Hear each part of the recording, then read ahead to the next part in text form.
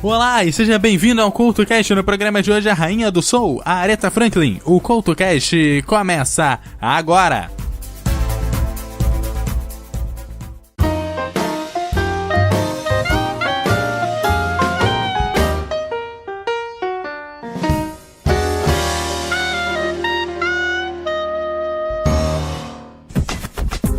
Olá, o CultoCast de hoje está começando, hoje falando sobre a Aretha Franklin, que foi uma cantora e compositora estadunidense de gospel, R&B e soul, que virou ícone da música negra.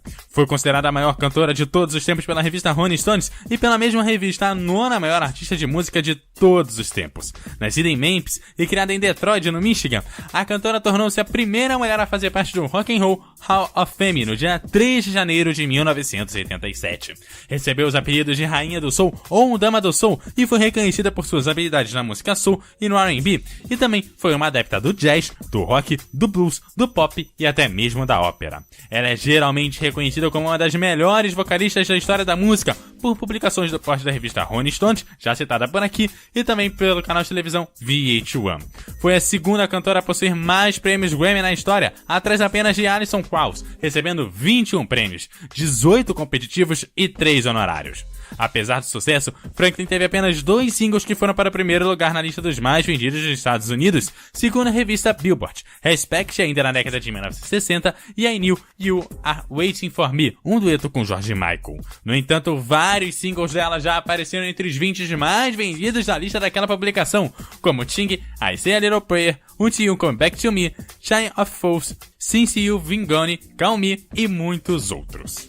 Nascida em Memphis, Aretha Franklin acabou se mudando para Buffalo, Nova York, aos 2 anos de idade, e aos 4 foi com a família para Detroit. E é em Detroit que seu pai constrói sua própria congregação, a New Bethel Baptist Church. Ainda aos 10 anos, Aretha começa a cantar na igreja de seu pai, que a torna bastante conhecida em Detroit, a ponto de ser chamado de a voz de $1 milhão e receber constantemente celebridades em sua casa. Nomes do gospel como Natalia Jackson, Dinah Washington, James Cleveland, além de nomes do soul como Sam Cooke e J.K. Wilson, passaram a frequentar a casa de seu pai. E também acabaram se tornando desde cedo grandes influências para a jovem Aretha. É com o apoio de seu pai que Aretha dá os primeiros passos dentro da indústria musical, e em 1956 a cantora grava seu primeiro álbum, o gospel Songs of Faith, lançado quando ela tinha apenas 14 anos. Mais tarde, decidida a ingressar na música secular, Aretha vai para Nova York, onde grava uma demo com 2 canções, a qual foi distribuída para várias gravadoras da cidade. Não demorou muito para a jovem chamar a atenção de boas gravadoras, como a Motown Records, gravadora tão especializada que criou um estilo próprio e que logo depois se dispôs a assinar com ela. Entretanto, a Aretha optou por assinar um contrato com a Columbia Records em 1961, onde passaria a trabalhar com o renovado produtor John Hammond, responsável por grandes nomes do jazz como Billie Holiday e Count Basie. A seguir, Amazing Grace, aqui no CultoCast.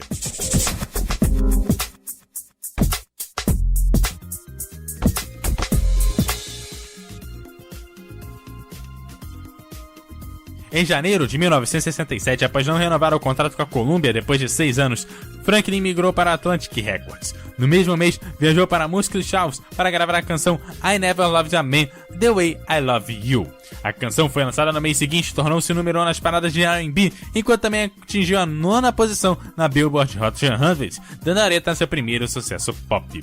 O lado B do single continha a canção The White Woman, que figurou no top 40 da lista R&B na posição de número 37. Em abril, a Atlantic lançou a versão de Aretha de Respect, que atingiu a primeira colocação tanto nas paradas R&B quanto nas de música pop simultaneamente e tornou-se sua canção assinatura.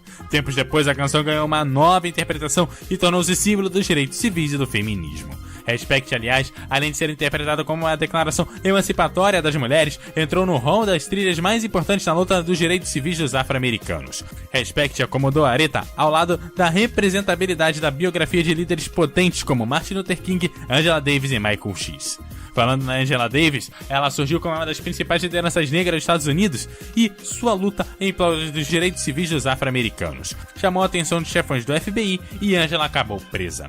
Acusada de um suposto linguajar inflamado, Davis recebeu a solidariedade de mais de 200 comitês norte-americanos, além de 67 de outros países. Entre as pessoas exigindo a liberdade de Angela Davis estava Aretha Franklin. Em matéria publicada nos jornais da época, a cantora declarou estar disposta a pagar a fiança de Davis sem importar o valor.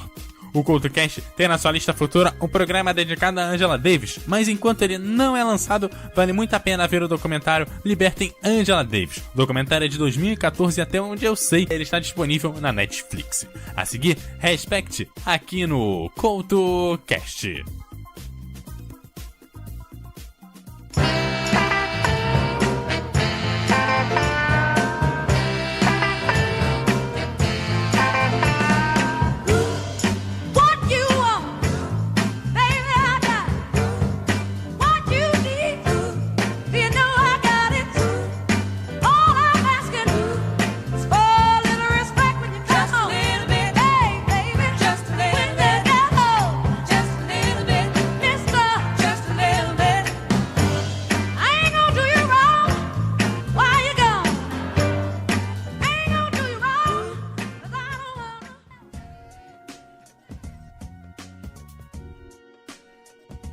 Em 1960, Franklin assinou com a Arista Records, dirigida por Clive Davis. No mesmo ano, realizou uma performance no Royal Albert Hall, com a presença da Rainha Elizabeth II. A Aretha também foi a artista convidada para o musical de comédia The Blues Brothers.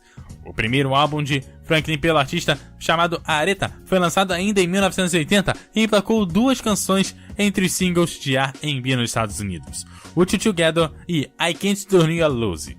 Em 1981, Love All the Hurt Away incluiu um aclamado dueto com George Benson na faixa título e uma regravação de Hold On, I'm Coming, de Sam and Dave.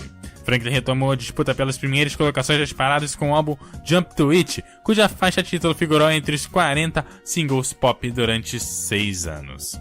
Em 1985, desejando um som mais jovem em sua música, Aretha lançou um estilo diferente em Who's Something Who, que tornou seu primeiro álbum a receber certificação de platina ao ultrapassar a marca de 1 milhão de cópias vendidas. Freeway to Love, Sister Are Doing It For Teen Selfies e a faixa título tornaram-se alguns dos maiores sucessos da cantora. No ano seguinte, o álbum de Aretha alcançou um sucesso com os singles Jump Jack Flash, Jimmy Lee e I Knew You Were Waiting For Me, sendo esse último seu dueto mais conhecido no exterior com George Michael. Durante todo esse período, Aretha também gravou os temas de abertura das séries A Different World e Together, produzidas pela NBC. Em 1987, lançou seu terceiro álbum gospel, gravado na igreja Nova Bethel, que costumava ser liderada pelo pai da cantora. Apesar do sucesso comercial desse período, o álbum What You See Is What I Sweet falhou nas paradas musicais, mas Franklin retornou ao topo em 1993 com a canção dance A Deep Love e a balada romântica Willing to Forever, de 1994. Em 1998, Franklin retornou ao top 40 com o lançamento I Rose Is Still a Rose, produzido também com a cantora Lauryn Hill. A faixa viria a se tornar o título do álbum lançado depois. No mesmo ano, Franklin atraiu a atenção internacional por sua performance de Mesum Dorma na cerimônia do Grammy Awards, quando substituiu o cantor italiano Luciano Pavarotti. E em 2004, Franklin anunciou sua saída da Arista Records após 20 anos de contrato. Saindo um pouco dos lançamentos do período, é necessário destacar que em janeiro de 1987, o Rock and Roll Hall of Fame acabou recebendo inúmeras acusações pela adoção de uma postura machista. E em janeiro de 1987, acabou levando a Aretha Franklin ao seu Hall of Fame. Ela foi a primeira mulher a integrar um time de figuras históricas do gênero musical e é considerada até os dias de hoje uma das principais conquistas femininas da música. A seguir, Willing to Forgive, aqui no CultoCast.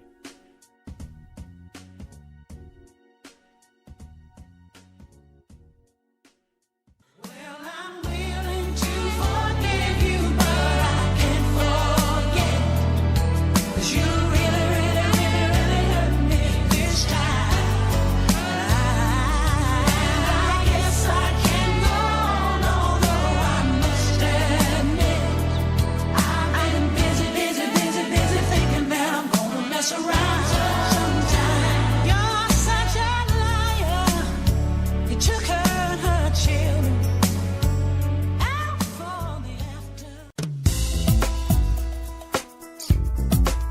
E para encerrar o CultoCast de hoje, um dos momentos mais marcantes dos últimos anos da cantora, vestindo um casaco longo, Aretha Franklin entrou no palco do Kennedy Center Honors, com a delicadeza, acomodou sua bolsa sobre o piano, respirou fundo e começou com uma das performances mais emocionantes dos seus últimos anos.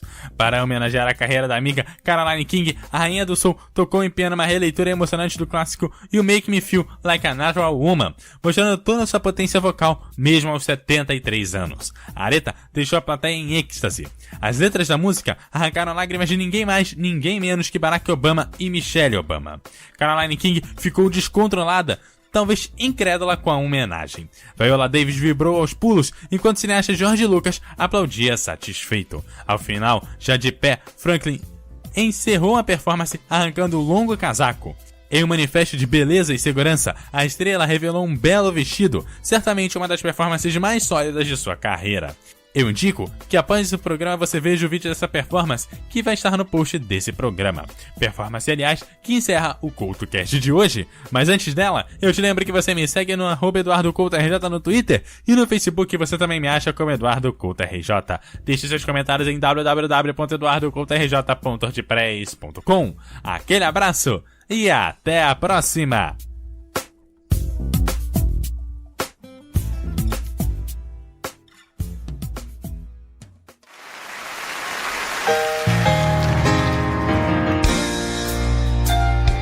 Looking out on the morning rain, I used to feel so uninspired.